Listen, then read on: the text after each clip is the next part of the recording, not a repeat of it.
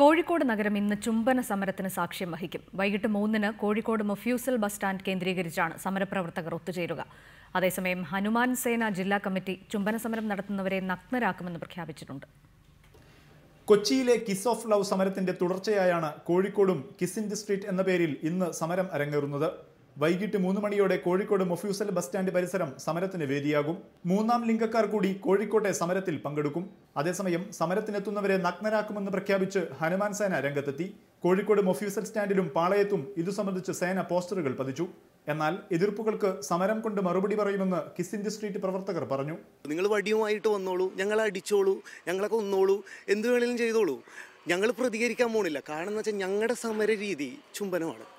അവരടിച്ചാലും എന്ത് ചെയ്താലും ഞങ്ങൾ പ്രതികരിക്കാൻ പോകുന്നത് ചുംബനത്തിലൂടെയാണ്.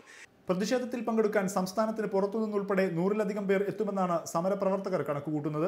അതേസമയം ചുംബന സമരം തടയാൻ ആരെങ്കിലും ശ്രമിച്ചാൽ ഇടപെടാൻ ഡിവൈഎഫ്ഐ തീരുമാനിച്ചിട്ടുണ്ട്. കൊച്ചിയിലെ സമരത്തിനിടെയുണ്ടായ അനിഷ്ട സംഭവങ്ങളുടെ പശ്ചാത്തലത്തിൽ കൂടുതൽ ജാഗ്രത പുലർത്തുമെന്ന് പോലീസ് അറിയിച്ചു. റിപ്പോർട്ടർ, കോഴിക്കോട്.